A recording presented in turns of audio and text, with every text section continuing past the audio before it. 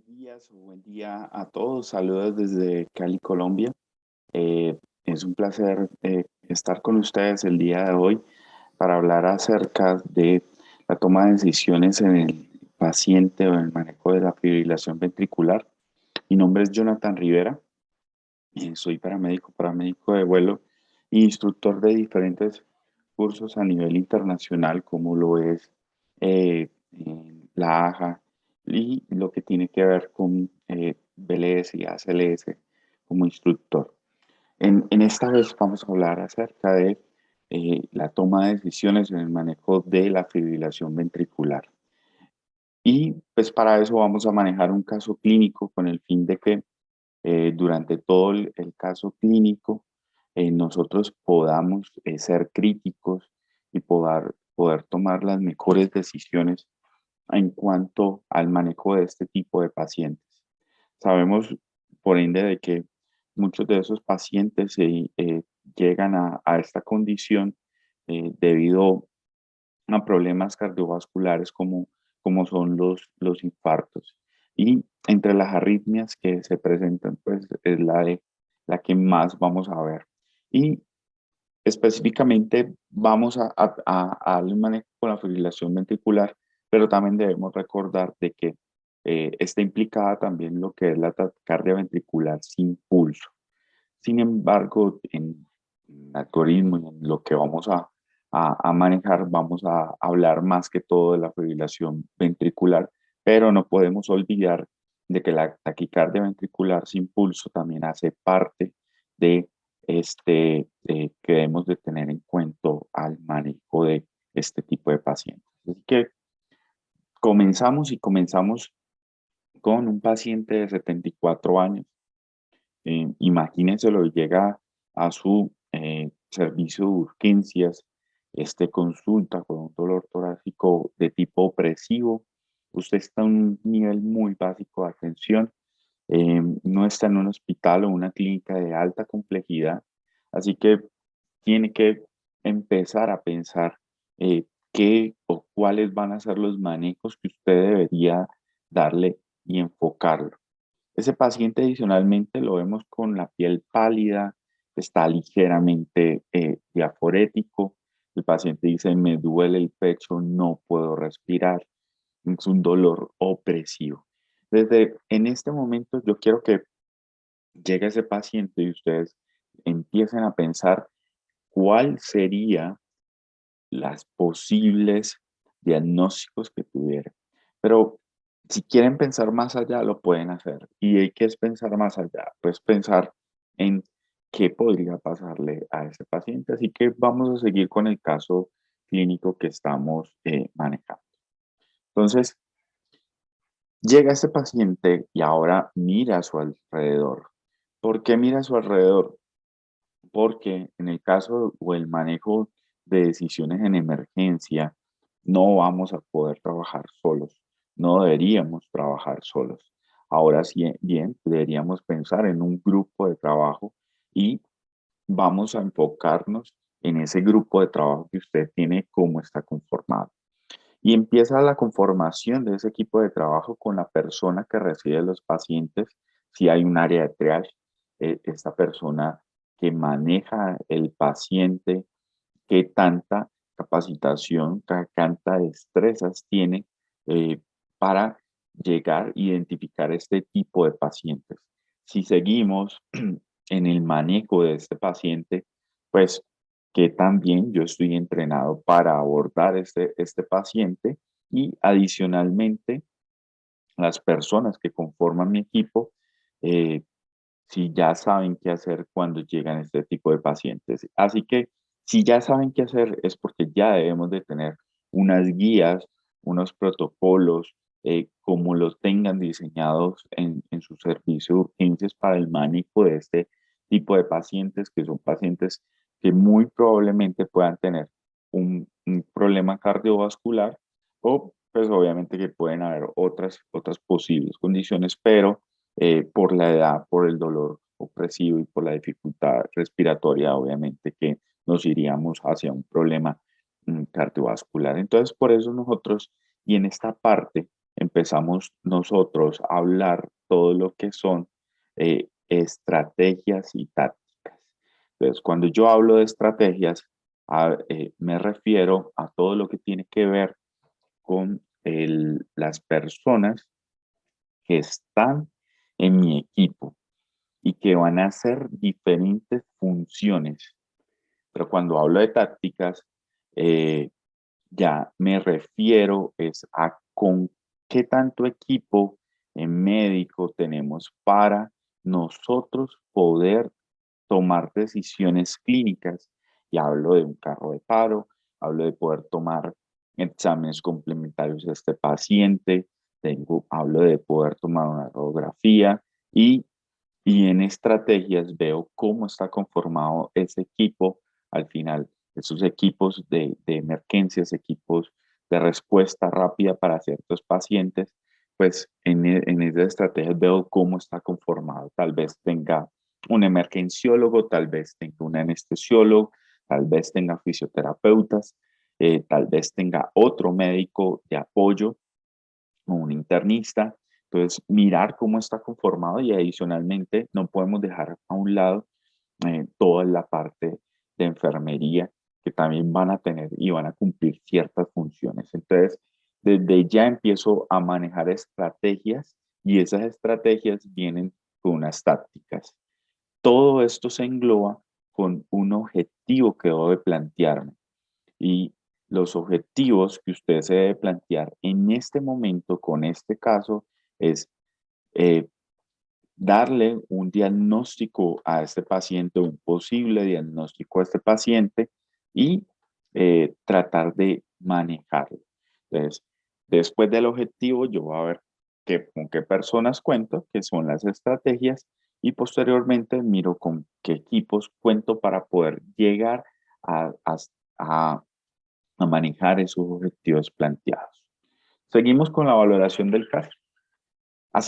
Recordemos que para una buena valoración del paciente, para que no se nos escape nada, hacemos una valoración primaria y una secundaria.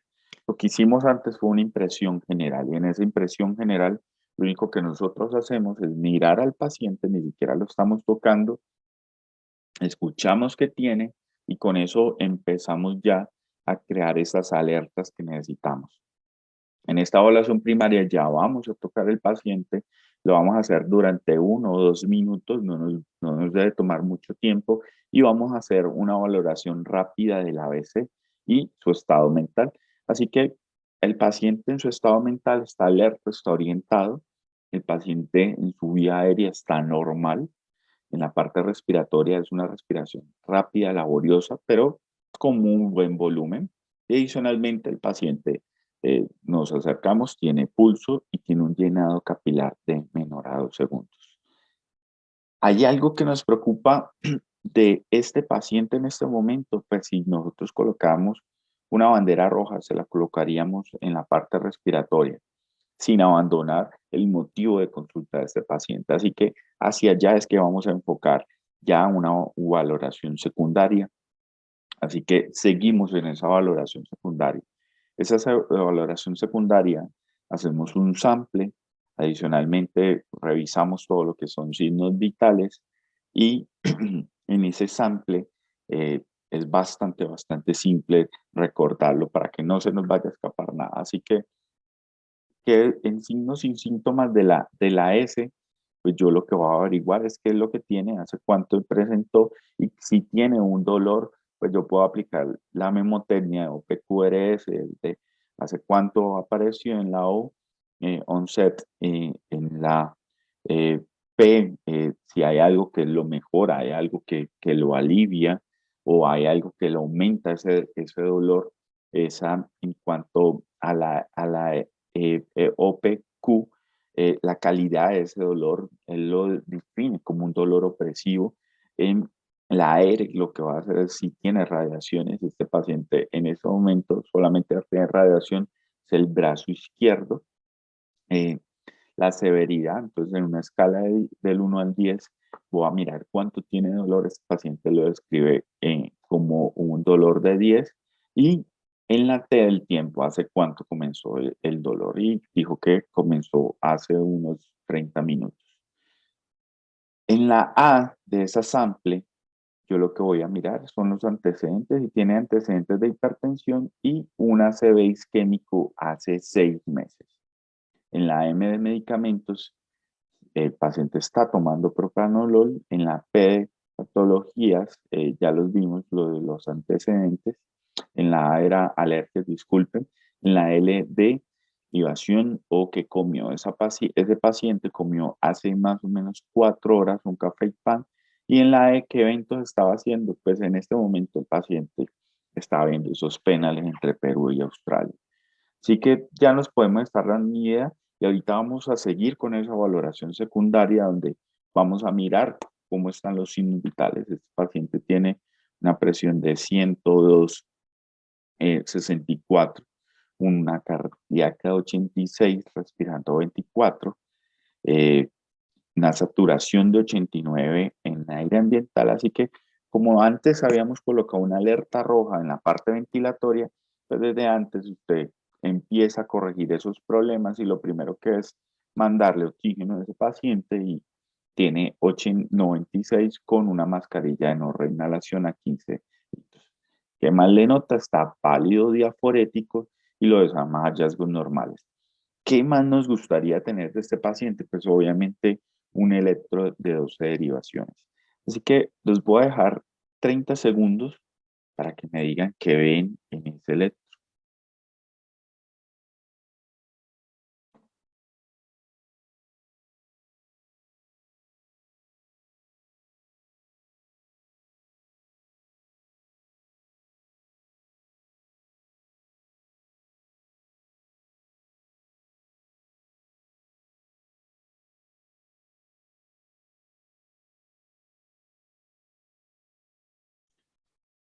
Les señalé varias partes que deben de tener en cuenta en cuanto a la valoración de ese electro.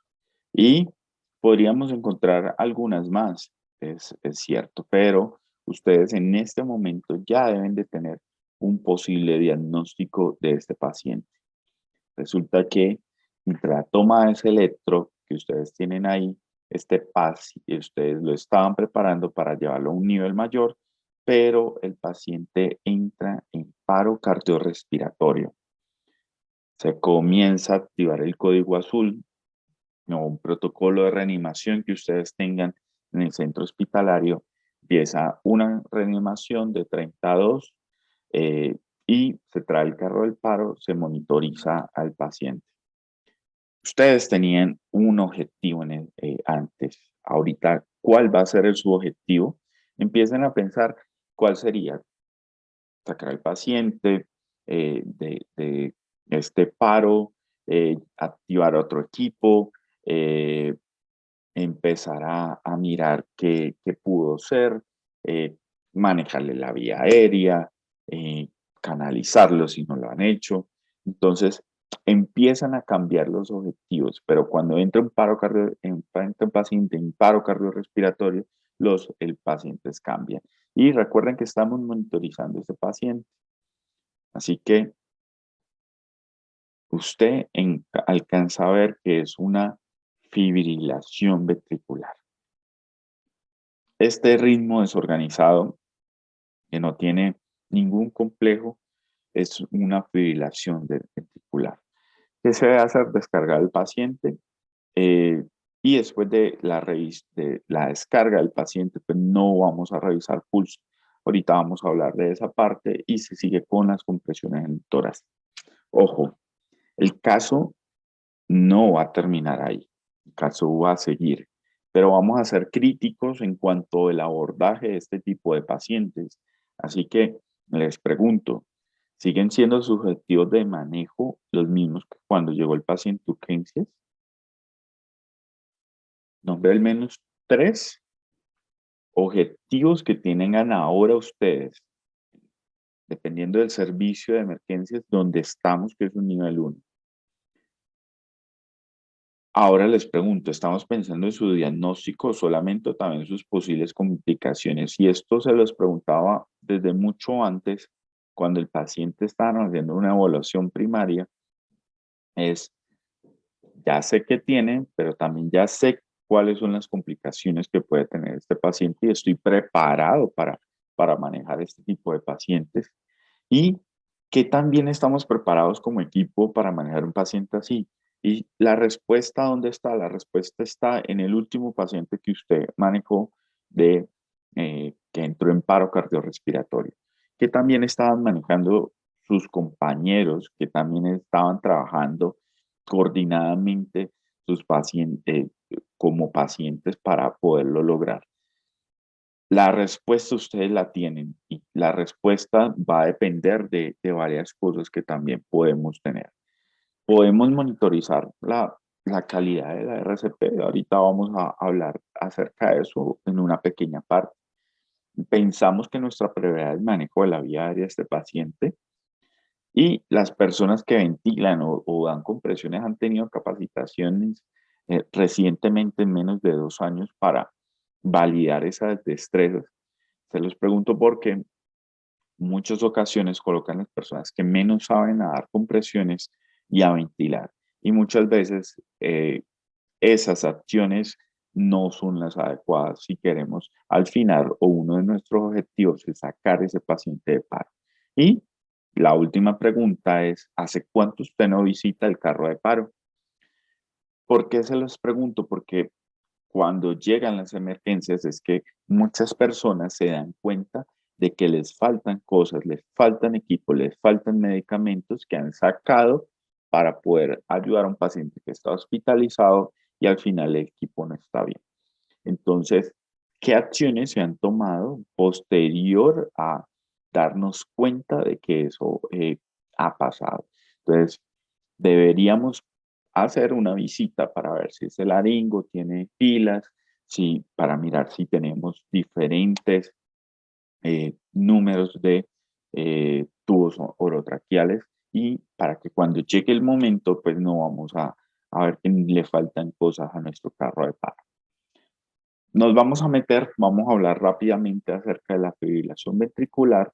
En este parte del corazón, aquí vemos cómo está trabajando normalmente un corazón eh, con esos impulsos que sale del nodo sinusal y se distribuye para generar lo que es un ritmo sinusal y una compresión adecuada del corazón.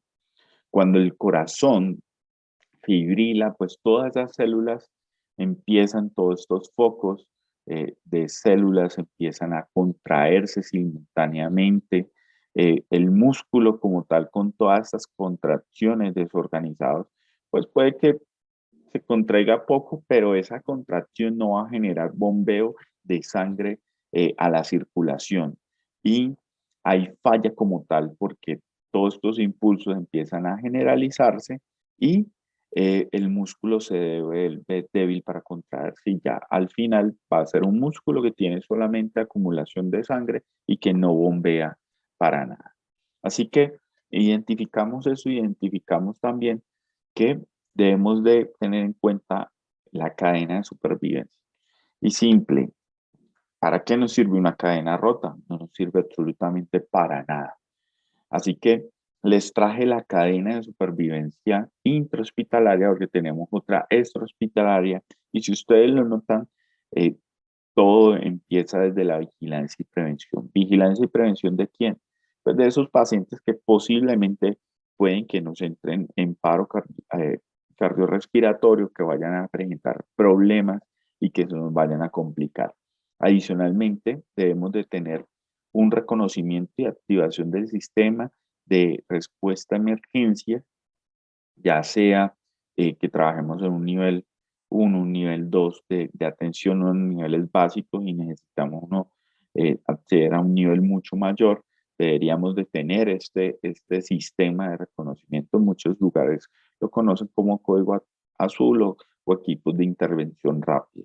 Adicionalmente, tenemos que tener RCP de alta calidad y les voy a hablar mucho sobre esta RCP de alta calidad porque al final lo que va a tener un corazón fuerte para que después cuando llegue la desfibrilación pues lo podamos hacer. Y si ustedes se van mucho más abajo, ustedes ven que hay un cambio de colores en ese equipo, en esos cambios de colores, pues los profesionales de cuidados primarios estamos acá, en todas esas tres partes de la cadena. Y no sirve nada si esa cadena no sirve, porque cuando ya lleguen los equipos de intervención en paros o cateterismo, UCI, pues no va a llegar paciente. Así que de eso depende. Igualmente, estos profesionales de cuidado primario también deben estar entrenados para hacer una desfibrilación rápida si lo necesitan. Llegan los equipos de intervención en paros que se deberían estar calificados para atender este tipo de intervenciones. Después ya lleva toda la parte de laboratorio y cateterismo para ciertos pacientes y comienza el soporte vital avanzado y cuidados post-paro para este tipo de pacientes. Muchos de ellos irían con este manejo a UCI. Okay. Ahora seguimos con toda la parte del algoritmo. El algoritmo como tal es una forma rápida de recordación de cómo debemos manejar la fibrilación ventricular. Así que empezamos con RCP, administramos oxígeno y conectamos el desfibrilador. Como ustedes vieron, nos dimos cuenta de que era un ritmo desfibrilable y vamos a manejar solamente la parte izquierda de este algoritmo que nos lleva hacia el manejo de dos problemas: fibrilación ventricular y taquicardia ventricular. Recuerden colocarle apellido sin pulso. ¿Qué hicimos? Dimos una descarga y después de la descarga nunca en ningún lugar dice que debemos tomar pulso, sino que debemos dar RCP por 2 minutos. Posterior a dar RCP por 2 minutos, pues empezamos a tener un acceso intravenoso, un acceso intraóseo para el manejo de medicamentos que vamos a verlos más adelante. Esa RCP, si ustedes se van a la parte derecha de ese algoritmo, pues nos recuerda que también debe ser una RCP de alta calidad. En esa RCP de alta calidad son al menos, pueden haber muchas más recomendaciones, pero principalmente 5, aunque ahorita vamos a ver un poco más que implicaría. Pero lo principal es comprima fuerte, al menos 5 centímetros, y rápido, entre 100 a 120, permite una reexpansión. Minimiza las interrupciones entre compresiones, evite la ventilación excesiva, no hiperventila el paciente, cambie de compresor cada 2 minutos, porque si lo está haciendo fuerte y rápido, a los 2 minutos no lo va a hacer con la misma fuerza ni rapidez. Y si no hay un dispositivo de manejo de vía aérea, considere una relación de compresión extraintados. Adicionalmente, deberíamos tener una capnografía cuantitativa y ahorita vamos a hablar también acerca de la PET-CO2. Así que esas son las recomendaciones en cuanto al manejo de la fibrilación ventricular en estos pacientes. Pero entonces ahorita les pregunto, ¿qué es lo que hace que nosotros tengamos éxito para sacar a un paciente con fibrilación ventricular, una taquicardia ventricular por pulso? Pues lo primero es una descarga rápida, pero una descarga rápida como tal con un corazón fuerte. De nada nos sirve hacer una descarga rápida cuando el paciente ya lleva 2, 3, 4, 5 minutos sin que le haya dado RCP. Ahorita vamos a ver parte de esta, cómo se comporta el corazón con el paso del tiempo. Así que es eso. Y adicionalmente RCP de alta calidad para obviamente mejorar la atención del paciente. Los líderes deben de como tal, en esos equipos de alta eficiencia, se deben medir cómo está el sistema, mirando, siempre tratando de tener un mejoramiento continuo, evaluando sistemáticamente los resultados y cuidados brindados. Tendríamos que también hacer un debriefing posterior al manejo de un paciente y mirar todos los comentarios de que se hicieron por parte de los participantes. Es importante que no lo tomemos a mal esos comentarios, sino como una posibilidad de mejora y Después de eso, empezar a tener esfuerzos estratégicos para responder a esas deficiencias que el equipo nombró. Así que es bastante importante. Entonces, en cuanto a la RCP, pues ya vimos algunos eh, como tal. Adicionalmente, que tengamos eh, una fracción de compresiones torácicas por encima del 80%. Ya hablamos de las compresiones entre 100 a 120, una profundidad de 5 centímetros, adicionalmente evitar la ventilación excesiva y adicionalmente hay otras de que pues tengamos tengamos una respuesta administrativa política para que cambien las políticas en cuanto al manejo de la RCP y esa RCP practicada no solamente por nosotros, sino practicada por Legos, practicada por todo el sistema de emergencias médicas cuando llegan estos pacientes a, a urgencias y, como les digo, deberían desarrollar una política nacional para manejar indicadores altos de la RCP. ¿Qué vemos en esta gráfica? Pues lo que nosotros notamos en esta gráfica, vemos que para minimizar esas interrupciones, pues deben haber equipos que deben de estar entrenados.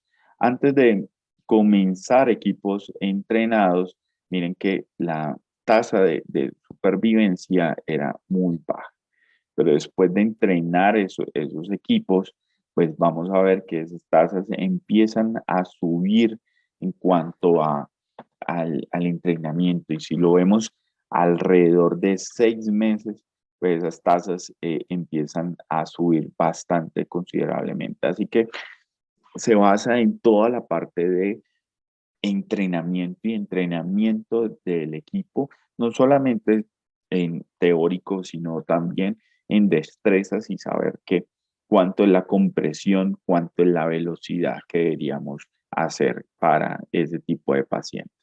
Y yo les hablé adicionalmente de la fracción de compresiones torácicas. ¿Qué es eso? Pues imaginémonos que tenemos aquí una línea de tiempo donde yo voy a manejar un paciente en paro.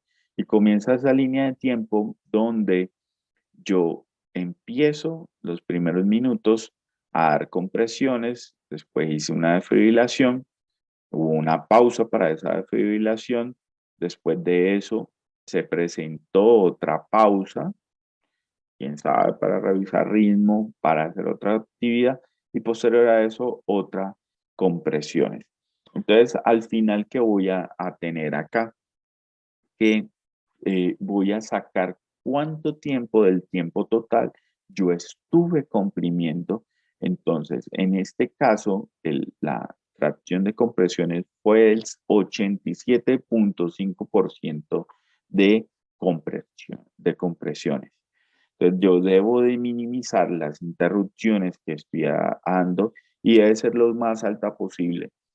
Lo ideal, 80%, pero tratamos de que sean mayores al 60% como mínimo. Ya tasas mayores al 80% se asocia a una muy buena tasa de retorno a la circulación espontánea. Adicionalmente, en esas tasas de mayores al 80%, si lo vemos acá, pues vamos a tener tasas de supervivencia por encima del 25%. Cuando tenemos una fracción de compresiones torácicas por debajo casi del 40%, miren cómo se va a cascada hacia abajo la posibilidad de supervivencia en ese tipo de pacientes. Así que es muy importante de que el tiempo de pausas sea muy mínimo y la AJA recomienda de que esas pausas sean menores a 10 segundos. ¿Y cuándo vamos a requerir pausas? Pues vamos a requerir pausas solamente cuando vamos a monitorizar, a hacer una descarga. Así que los equipos altamente entrenados lo que hacen muchas veces es cargar ese desfibrilador eh, para que cuando ya sea el momento, pues darle la descarga sin esperar a que se cargue. Adicionalmente, en la RCP de alta calidad, vamos a permitir una expansión torácica eh, si no se produce una liberación completa de esa pared torácica cuando las personas están haciendo RCP, pues no va a permitir un aumento en el flujo sanguíneo a través del corazón y pues hacemos que se disminuya todo lo que es el retorno venoso y el gasto cardíaco. Muchas veces, ¿cuál es el problema? Que muchas personas se reclinan sobre el tórax y no permiten que haya una muy buena expansión del tórax. Adicionalmente, que también debemos de tener, pues mirar lo de las interrupciones. Yo ya les había hablado de que las interrupciones deben de ser de menos de 10 segundos. En algunos casos hay equipos entrenados que hacen solamente compresiones. ¿Con qué fin? Con el fin de alcanzar un nivel adecuado de perfusión coronaria. Y un equipo bien entregado, pues va a seguir dando RCP de alta calidad. Pero si ustedes lo ven al principio, esas compresiones no alcanzan un nivel adecuado de perfusión coronaria. Eh, lo ideal es que estemos entrenados en ese tipo de compresiones que produzcan un flujo de perfusión coronaria alrededor o mayor o igual al 15 miligramos de mercurio durante la RCP. Seguimos con el caso, ¿les parece? Pues ustedes les dieron una primera descarga, comenzaron a hacer RCP después de esa descarga. Recuerden que no revisamos pulso, se descarga de nuevo el paciente, se descarga si es bifásico a 300, a 200 y si es monofásico a 360 este paciente sigue con este ritmo, se lo descargaron y seguimos con las compresiones. ¿Qué nos interesa ahora? Y es saber cómo se comporta un corazón cuando entra en paro cardiorrespiratorio. Entonces, en los primeros minutos, el corazón de este paciente está en una fase eléctrica. Después de esa fase sigue una fase circulatoria y al final viene una fase metabólica.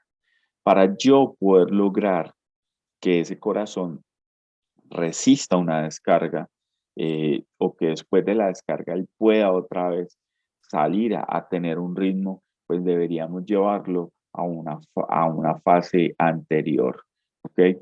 Porque si no, no vamos a lograrlo. Así que, ¿qué vamos a tener primero o cuáles serían los objetivos dependiendo de la fase donde yo esté con el paciente? Es que si estamos en una fase eléctrica, pues una rápida desfibrilación es lo que puede ayudarnos y una RCP mientras hacen todo el manejo de el RCP. Y en algunos países obviamente ya están desarrollando hasta drones que llevan SDA a esas personas que lo necesitan para poderlos ayudar. Acá en la parte eléctrica también vamos a tener que una RCP de alta calidad, es decir, que cuando nos llega un paciente de 2, 3 minutos y no ha recibido RCP, dele RCP por 2 minutos y le descarga a ese paciente. Adicionalmente, si ya estamos en una fase circulatoria, hacen mucho énfasis en una RCP de alta calidad seguida de una defibrilación y ya prepararnos para monitorizar a ese paciente y acceder a otras terapias según lo que tengamos. Y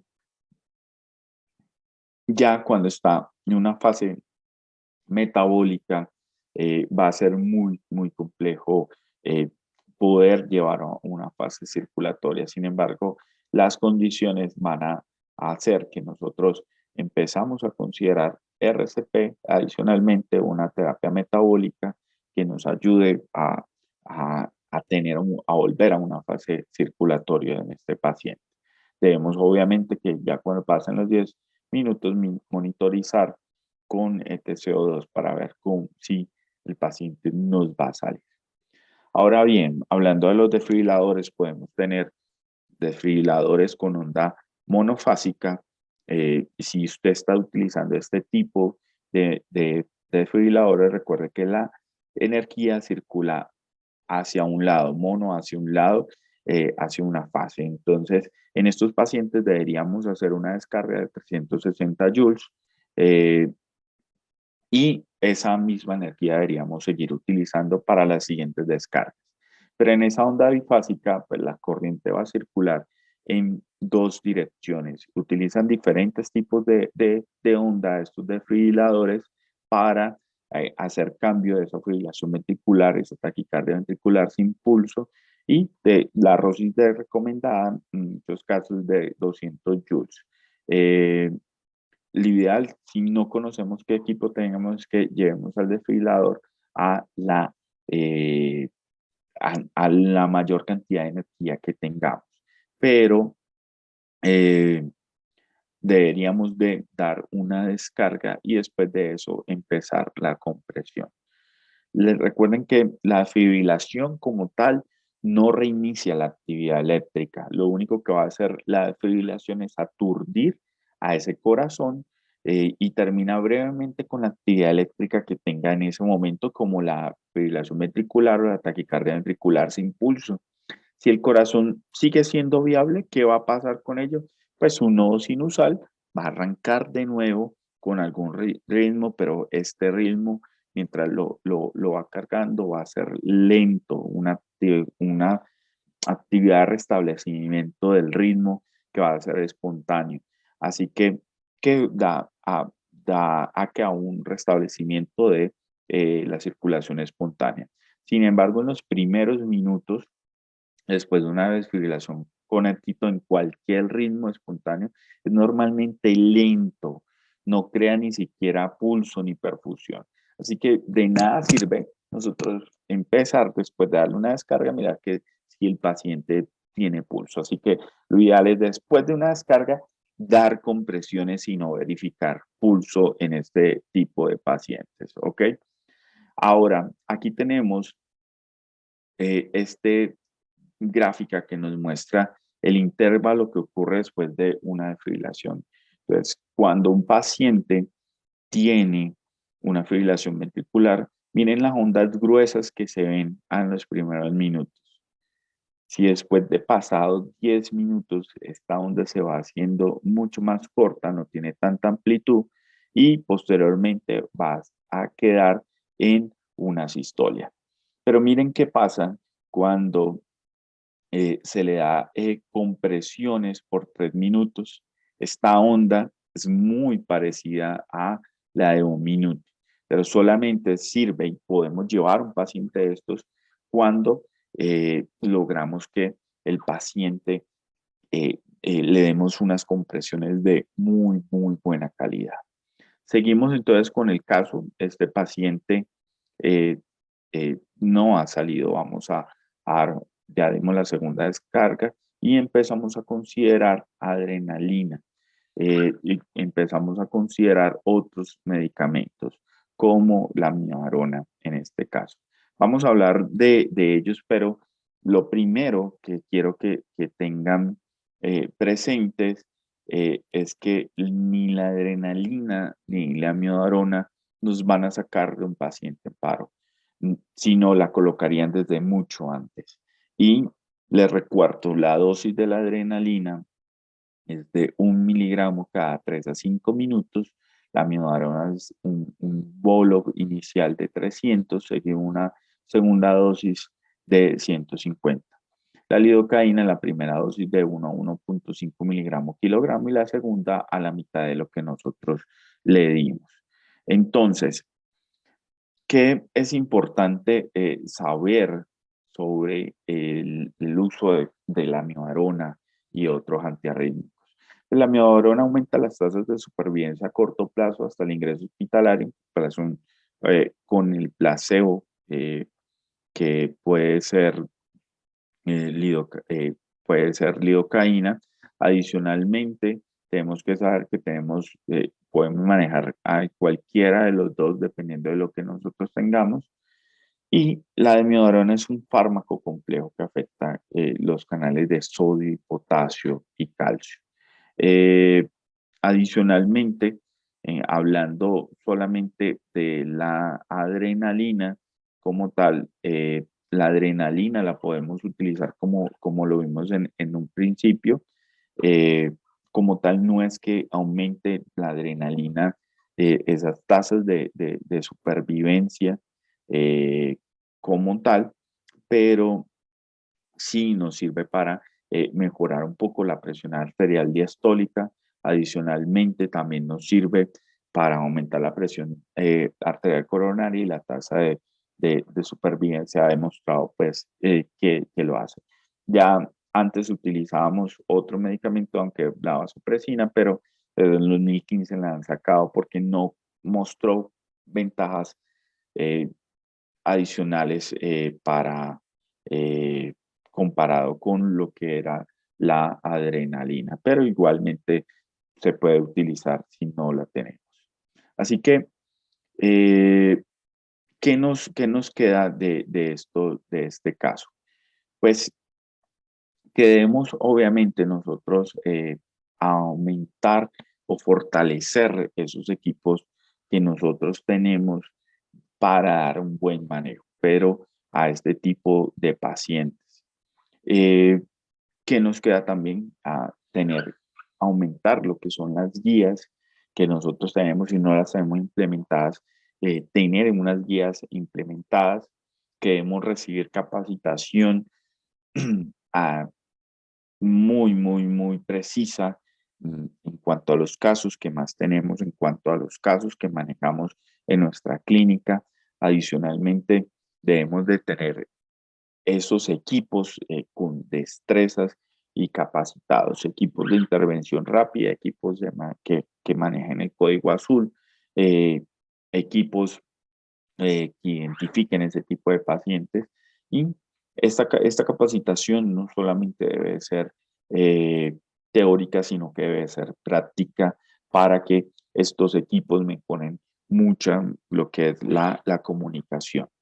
Adicionalmente, cuando yo me devuelvo a esta parte de la RCP, pues trate las causas reversibles. Y esas causas reversibles que nosotros debemos de mirar son las 5H y las 5T, donde nosotros podríamos tener pacientes con hipovolemia, hipoxia, hidrogeniones o acidosis, hipo o hiperpotasemia, la hipotermia, neumotórax, tensión, taponamiento cardíaco, toxinas, trombosis pulmonar y trombosis coronaria. Muchas de estas causas, ustedes ya saben el manejo, vamos a hablarla un poco acerca de cuando ya estemos hablando de toma de decisiones en pacientes que no son desfibrilables, ahí vamos a ampliar un poco acerca de estas causas.